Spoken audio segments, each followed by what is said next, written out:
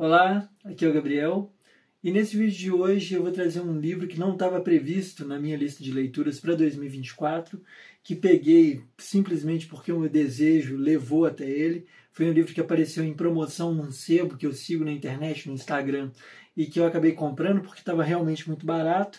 E como se trata de um autor que eu me interesso muito por ele, eu adquiri o exemplar e decidi priorizá-lo. Trata-se do livro Trilhas Longínquas de Yoko, de Matsuo Basho, traduzido pela Meiko Shimon. As traduções e as notas são dessa tradutora e pesquisadora da literatura japonesa, que é falante nativa de japonês. Então é uma tradução que vem direto da fonte, que trabalha direto com a língua na qual o livro foi escrito. Mas antes de comentar um pouquinho sobre as minhas impressões de leitura sobre esse livro do Matsuo Basho, eu queria fazer aquele velho convite, aquele velho comentário de sempre, para que se você não é inscrito no canal do Duras Letras, que você se inscreva, se gostar do vídeo, deixa aquele like e não se esqueça de comentar suas impressões de leitura, as coisas que você está lendo. Se você conhece esse haikaísta japonês, que é um dos mais famosos, se não o mais famoso, da literatura de haikai do Japão. Feito esse convite, feito esse comentário, vamos ao nosso vídeo sobre as trilhas longínquas de Yoko. Eu acho que para começo de conversa, é muito difícil para mim falar sobre o Matsuo Basho e sobre as obras do Basho, porque eu sou muito apaixonado pelo haikai e sou muito apaixonado especialmente pelos haikais do Basho. Eu tenho uma certa obsessão com a poesia dele, inclusive a minha entrada, o meu gosto por Paulo Leminski começou via haikais de Basho. Foi quando eu descobri que o Leminski se inspirava muito na poesia desse poeta tradicional do século XVII japonês, do período feudal ali do japonês. Foi a partir do interesse do Leminski pelo Basho que eu entrei na poesia do Leminski e passei inclusive a gostar de Leminski. Então emitir qualquer juízo sobre uma obra do Basho para mim é sempre um desafio, porque eu não consigo fazer um distanciamento crítico tão sincero e tão severo. Então eu vou falar com muita paixão.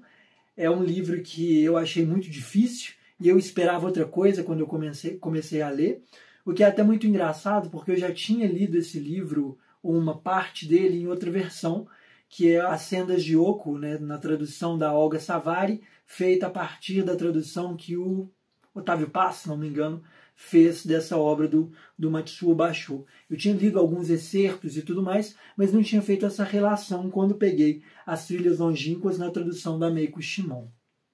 Mas apesar dele não cumprir com certa expectativa que eu tinha com relação ao que eu ia encontrar, foi muito bom. Eu me senti muito surpreendido, e foi muito bom ler esse livro e reler os trechos que eu já conhecia e que estavam adormecidos na memória, nessa nova edição e nessa nova tradução.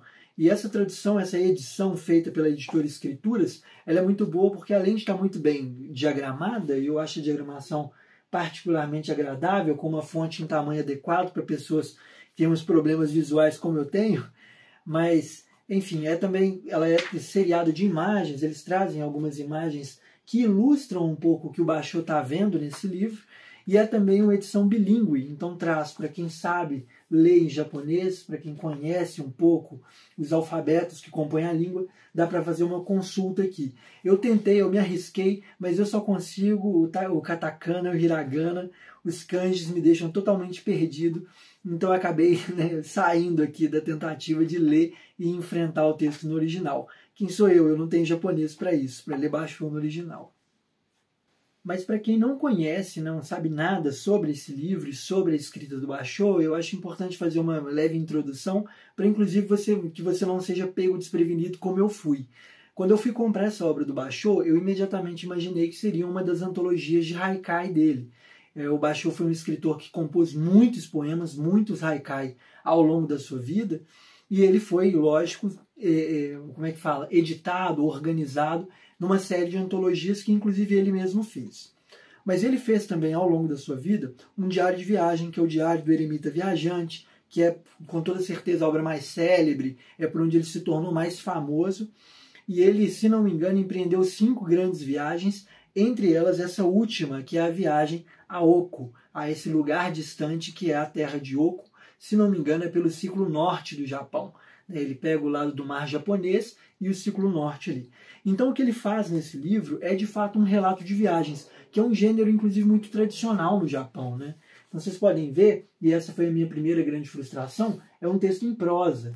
O que a gente tem acesso aqui é uma literatura escrita em forma de prosa. Então ele vai narrar de fato cada um dos lugares pelos quais ele está passando, junto com o seu aluno, discípulo e de alguma forma amigo e amante, que é o Sora, né, que está acompanhando ele nessa empreitada para as terras longínquas de Oco. Mas qual que foi o maior desafio para mim? Eu disse mais cedo, né, que esse livro é um tanto quanto difícil, e eu realmente achei uma leitura difícil de fazer. É preciso aí uma espécie de pesquisa simultânea à leitura, e eu resolvi fazer essa pesquisa ao longo da minha leitura. Eu ficava sempre com o celular próximo para poder pesquisar do que ele estava falando. O Basho, assim, é lindo ver o que ele está fazendo, porque ao empreender essa viagem, ao fazer esse lançar-se no mundo, esse lançar-se pelas terras japonesas, ele está fazendo uma espécie de reescritura da história do Japão. E quando eu digo uma reescritura da história, é porque ele está visitando muitas vezes monumentos e lugares tradicionais da literatura e da história japonesa. Isso é muito interessante porque ele chega em paisagens que são paisagens consagradas do Japão, o Monte Haguro, o Matsushima, né, que são regiões ou arquipélagos, montes, templos muito famosos. E nesses, né, para construir uma impressão sobre esses lugares, ele sempre recorre a um poeta. E aí está a dificuldade. Eu não conheço a maior parte dos poetas que ele referenciou. Muitos são poetas tradicionais chineses, do medieval chinês, e são também poetas do medieval japonês. E é muita gente que eu não conheço mesmo. Assim. São poetas haikaístas, escritores de wakas, de hokus, etc., que eu não sei nem por onde passa. E eu tive que ir atrás para pelo menos me contextualizar, saber qual que era o período histórico, qual que era o tipo de escrita, enfim, para conseguir entender por que o Basho estava fazendo essas remissões quando chegava em determinados lugares. Ao mesmo tempo, as referências históricas também para nós que somos ocidentais e que não estamos em contato direto com a cultura e a história japonesas do Japão, apesar de a gente ter um movimento imigratório enorme de japoneses no Brasil, né, um grupo japonês, um contingente japonês muito grande, é difícil demais. Então, a pedra de fulano, a casa de ciclano, a cidade onde Beltrano morreu, essas coisas simplesmente não fazem sentido para a gente, né? Pelo menos não faz sentido para a maior parte de nós, que não conhece justamente essa tradição e essa história, a historiografia do Japão antigo, né, desse velho Japão. Isso deixa a leitura da gente muito travada. Eu realmente fui lendo e parando e querendo saber quem que era a família Yoshitsune lá, pesquisando essas referências para saber do que ele estava falando, afinal de contas. E ter essas referências deixa o texto muito mais bonito, assim, na minha opinião, é claro. Então, o texto ele se tornou muito mais bonito, muito mais, ele se efetivou para mim, de fato, quando eu comecei a entender essas referências e do que ele estava falando. Por que ele estava tão maravilhado com aquilo que ele estava vendo. Mas só para repetir aqui, eu acho que para mim mesmo, o que fica como grande mérito é essa espécie de enciclopédia ambulante que é o próprio Matsuo Basho, que tem uma referência, né, na cabeça, assim, próxima e tal, para fazer a leitura da paisagem. Então ele chega numa paisagem e diz: agora eu entendo porque fulano, que é o poeta tal, o poeta chinês da época tal, disse que aqui as plantações são mais brancas, o arroz nasce mais branco. Isso é muito bonito, assim, ter essas referências, né, que constroem a paisagem. É interessante porque quando ele faz isso, né, na minha leitura, quando o Basho faz isso, a história e a ficção, ou a própria realidade e a ficção, elas se ombreiam, né? Essa paisagem que ele está vendo, ela é ao mesmo tempo uma paisagem fundada na linguagem, mas também concreta, externa à linguagem. O arroz é mais branco, não é só porque ele é mais branco naturalmente, porque ele nasce mais branco, mas porque um poeta antes do Basho falou que era. E o Basho está ali para assegurar, para validar e ver se de fato isso se concretiza. É claro que quando ele faz essas aproximações, o arroz é mais branco, o vento canta mais alto, né? Sempre em remissões geralmente à natureza, né? Na verdade, sempre não, mas geralmente em remissões à natureza. Quando ele faz isso, de alguma forma ele reescreve e ele coloca isso em questão, né? Ele coloca aí ele sobredetermina a ficção à realidade, como se a própria ficção fosse capaz de criar isso que ele está vendo. Agora, para uma pessoa que não está tão habituada à leitura do haikai, entende assim qual que é o fenômeno haikaísta, qual que é a ideia principal desse gênero literário, e que também não está familiarizado com essa história japonesa, com esses eventos, esse livro talvez perca um pouco do seu sentido. Mas ainda assim eu acho que é possível fazer uma leitura dele, acho que vale a pena arriscar a leitura e forçar, e se forçar um pouco a tentar entender o que ele está fazendo aqui, porque a transmissão da beleza eu acho muito importante. Para não ficar só numa lenga-lenga minha falando e fazendo uma resenha desse texto, eu queria, né, ler alguns trechos aqui que me encantaram muito. O primeiro deles é o de Matsushima mesmo, que começa com a seguinte fala do Basho, e é aqui que eu acho que reside a força dele enquanto poeta, enquanto essa pessoa que consegue transmitir uma experiência através da linguagem.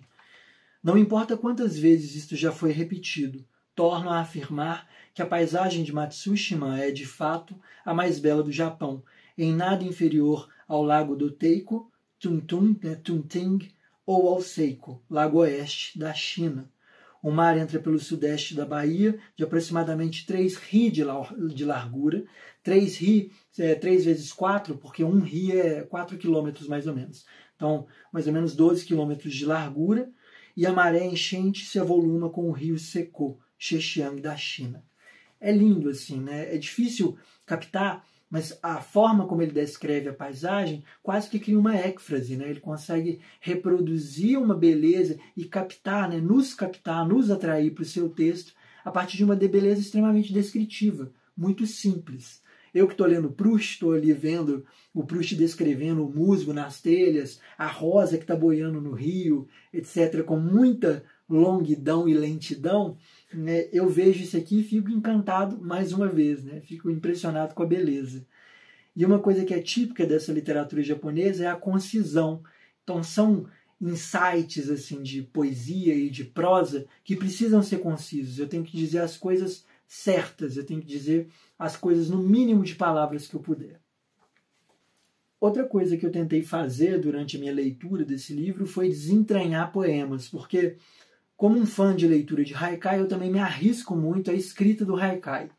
E lendo Basho, eu tentei pegar na prosa dele elementos que indicassem aí alguma poesia e que possibilitassem a leitura de uma poesia. E teve um capítulo, né, especificamente, de onde eu pincei alguns haikai que eu mesmo produzi, tentando respeitar a métrica 575, que é a tradicional utilizada principalmente pelo Basho. E esse capítulo foi o de Monte Haguro, que é onde quando o Sora e o Basho estão visitando esse monte, chegam lá e em dado momento o Basho vê uma cerejeira. E eles estão numa região com muita neve e a cerejeira demonstra ter um coração comovente, um coração ainda ativo, apesar da neve. Então debaixo da neve se esconde ainda um coração vivo. Né? É lindo, assim, a forma de construir as imagens é maravilhosa, eu fico muito tocado. Achei comovente o coração dessa cerejeira tardia, que, apesar de ter ficado soterrada na neve, não esquecera a primavera. Isso é lindo, né? Uma cerejeira que não esqueceu a primavera. É semelhante àquele umi. A umi é uma mexeira do Japão, uma mexeira tradicional japonesa, que ela é semelhante, essa cerejeira é semelhante àquelas ameixeiras do Japão que exalam fragrância ainda forte sob o céu abrasador. Recordei, então, do pathos evocado no waka, que é um gênero literário, do monge prior Gyeonson. E minha afeição por esse pé de cerejeira cresceu ainda mais. Ou seja, ao se lembrar, né, de que essa cerejeira lembra um waka de Gyeonson, ele ganha ainda mais poder, ganha ainda mais beleza, que é justamente esse nivelamento que acontece entre realidade e história, entre realidade e ficção. E é lindo ver como que a ficção opera sobre a realidade e deixa uma cerejeira que por si só já era linda, ainda mais bonita. E para não dizer que eu não falei das flores, como a gente está falando de um livro de um eremita viajante, passeando pelos lugares e compondo poemas com o que ele vê, eu queria ler alguns haikai aqui, pelo menos um haikai do Basho e um haikai ou um waka, né, uma composição feita por outro poeta que o Basho admira e que ele transcreve no livro. O primeiro deles, né, o primeiro dos haikai que eu vou ler aqui, ele está num capítulo que é o capítulo de Ichiburi, né, quando o Basho, em dada situação da viagem, dorme numa estalagem que tem vizinhas, né, ele tem vizinhas de quarto, que são duas mulheres que conversam. E são duas mulheres ali livres, etc. Dá a entender que são geishas, ou que são mulheres que trabalham, né, nessa ordem. Mas o Basho ele compõe um haikai a partir do que ele escuta das mulheres vivendo ali, né? Que as mulheres estão vivendo naquela situação de vizinhança do quarto dele. O haikai diz: sob o mesmo teto, as cortesãs também dormiram, a Lespedeza e a lua. Né? É muito sintético, né? É de fato uma escolha de imagens extremamente precisa. Então ele consegue dizer aqui das cortesãs, e são duas cortesãs, a Lespedeza e a lua, né? E consegue também dizer que dormiram sob o mesmo teto. E é lindo isso, porque a Lespedeza é uma planta, né? Um tipo de árvore e arbusto que dá um monte de florzinhas, e a lua que está lá em cima. Tem assim, nesse caso a gente pode fazer várias leituras possíveis sobre quem é a Lespedeza e quem é a lua. Às vezes o Basho está idealizando as mulheres e colocando elas como a lua e ele como a Lespedeza, mas pode ser também o contrário. Ele enquanto essa lua que vê do alto, que escuta do quarto ao lado, e as mulheres, a metáfora da flor, como a Lespedeza. Enfim, tem várias possibilidades de leitura aqui, de entrada nesse haikai. O outro poema que eu queria ler é um poema do Saigyo, que é um escritor, um poeta admirado pelo Basho. E esse trecho eu gostei muito dele, eu fiz uma marcação dele aqui no meu livro, né, na minha leitura, porque eu acho que é uma demonstração de humildade do poeta muito grande. E que falta de vez em quando, né, nos poetas e tudo mais, principalmente os poetas modernos, ocidentais. Essa humildade que Basho tem. Ele reproduz o Aka, que diz o seguinte: a noite toda, o vento de tempestade trazem as ondas, e os pinheiros de Shiogoshi gotejam a luz da lua. Então, a noite toda, o vento de tempestade trazem as ondas, e os pinheiros de Shiogoshi gotejam a luz da lua. E depois de transcrever esse Saigyo de memória, né, o Basho sabe isso de cabeça, ele diz: neste waka de Saigyo, o poeta diz tudo o que pode ser dito sobre diversos cenários desse lugar. Se tentasse acrescentar uma única palavra, seria tão inútil quanto adicionar mais um dedo à mão. E com essa metáfora final, ele adiciona, né, mais um dedo à mão. Ele diz: eu não vou me arriscar a escrever nenhum verso sobre essa paisagem, mas toma aqui essa metáfora só para dizer que eu sou um poeta também e que eu me filio a essa tradição. Enfim, é lindo, né? Assim, a forma como Basho constrói isso é maravilhosa, pelo menos para mim. Com isso eu encerro esse vídeo com a minha recomendação, é claro, para a leitura das trilhas longínquas de Yoko. Se não me engano, essa não é uma edição tão fácil de encontrar, não sei se ela parou de ser editada e tudo mais pela editora Escrituras, mas se você tiver a oportunidade de adquiri-la numa biblioteca ou mesmo num sebo, vale a pena, é bom ter na biblioteca para visitar mesmo, para ter na sua prateleira, para você visitar, ler, encarar esse texto do Basho e se emocionar, se deixar emocionar por essa diferença, né? Por essa diferença, eu ia dizer, a cabeça foi longe, entortou. Mas enfim, por essa diferença, né, de uma cultura, de uma pessoa vivendo em outro tempo, em outro lugar, mas que consegue nos tocar com essa sensibilidade, né, com essa capacidade de usar a linguagem para descrever as suas experiências de viagem. Bom, com isso eu vou encerrando esse vídeo. Peço mais uma vez que, se você não é inscrito no canal do Duras Letras, você se inscreva. Se gostou desse vídeo, dessa exposição, deixe o seu like. Se não gostou, você pode dar o dislike, mas por favor, comenta aqui embaixo por que você não gostou do vídeo. Esses comentários são muito importantes para mim e para a Isadora. A gente gosta de saber por onde caminhar também, o que é que os interessa aqui no YouTube. Eu sou o Gabriel, vou ficando por aqui e até o próximo vídeo.